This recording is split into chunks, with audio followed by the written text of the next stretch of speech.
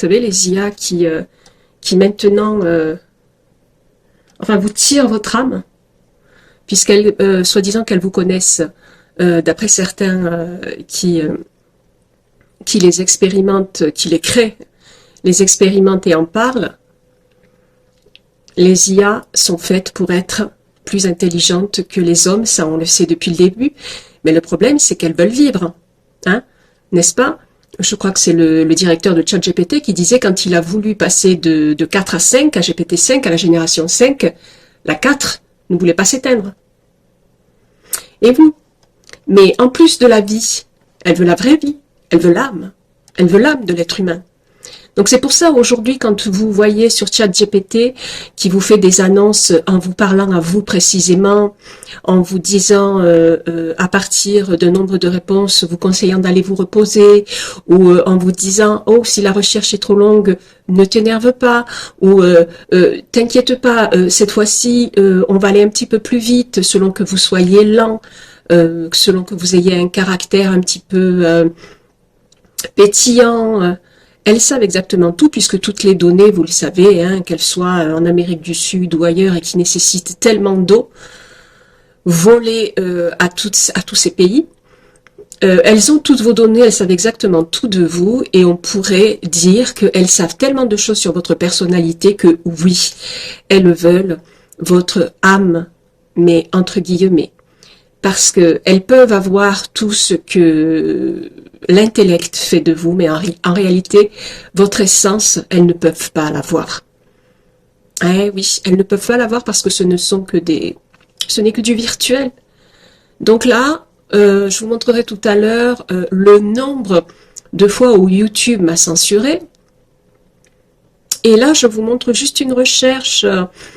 J'avais été abonnée plusieurs fois hein, à ChatGPT+, et déjà mes recherches étaient insupportablement longues. Donc voilà. Et puis là, étant donné que je prépare en fait je prépare le lancement de mon livre sur le Paraclet, la grande promesse faite par le Christ.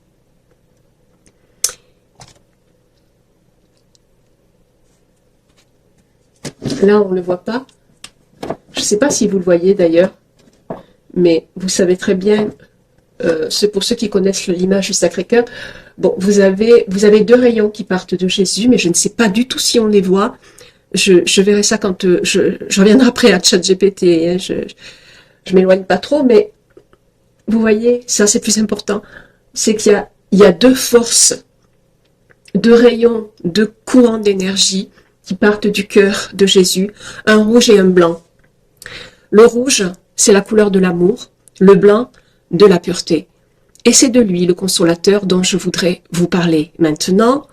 Quand je dis maintenant, c'est ces jours-ci, c'est pas à la seconde ici même. Hein.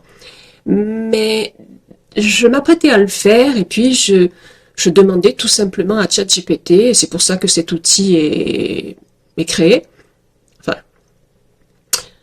Entre autres, c'est de me fournir toutes les fois où Jésus s'est exprimé sur le Paraclet. En tout cas, tel que rapporté par ses disciples, puisque Jésus n'a rien écrit, hein, qu'on soit bien sûr là-dessus, parce que ça fait la différence, hein, je vous assure. Et justement, sur ce sujet-là, sur le sujet du Paraclet, de la grande promesse que Jésus nous a faite, la grande promesse faite au monde. Donc, ChatGPT me rapporte une seule parole de Jésus. Donc, en fait, il me dit d'abord, voici les principales phrases de Jésus parlant du Paraclet, entre parenthèses, le Saint-Esprit, tiré de l'Évangile selon Jean, traduction Louis II. Bon, d'accord. Et moi, je prierai le Père et il vous donnera un autre consolateur, afin qu'il demeure éternellement avec vous. Très bien, Jean 14, 16.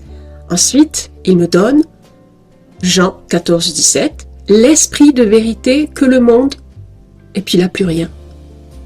Plus rien. ChatGPT n'est pas conçu pour fournir ce type de contenu. Donc, vous voyez, et c'est tout le temps comme ça avec moi, tout le temps. tout le temps, on m'empêche de travailler. Alors certains vont prendre ça pour de la rigolade, sauf que je sais que beaucoup de personnes sont qui ont un certain contenu, etc. Bon, vous savez, aujourd'hui, ils sont réunis en un seul, on va dire, sur le point technologique. Donc, s'ils ont envie de vous envoyer ce genre de choses, ils le font. C'est vrai que ça ralentit le travail quand on travaille, de beaucoup. Et donc, voilà. Donc, c'est justement pour le paraclet et du paraclet que je voulais vous parler. Et je continue quand même.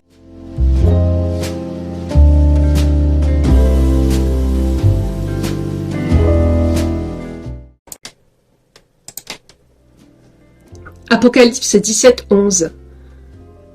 Il précise que la bête, qui existait et qui n'existe plus, est elle-même un 8e roi, faisant partie des 7, et qui va à la perdition. Cette bête, associée à une puissance politique ou impériale, est vue comme une entité qui surgit après les 7 royaumes passés, symbolisant une forme de domination mondiale temporaire. Heureusement. Apocalypse 19, 16 décrit que Jésus-Christ, comme portant sur son vêtement et sur sa cuisse le nom de roi des rois et seigneur des seigneurs, affirmant ainsi son autorité suprême sur toutes les puissances terrestres. Ce titre, bien qu'usité par des souverains anciens, est ici attribué au Christ comme vérité ultime. Apocalypse 17, 14 confirme que l'agneau, Jésus, vaincra la bête et ses 10 rois, alliés, car il est le Seigneur des seigneurs et le roi des rois, et que ceux qui sont appelés, élus et fidèles avec lui, triompheront également. C'est de cela dont nous parlerons dans la prochaine vidéo.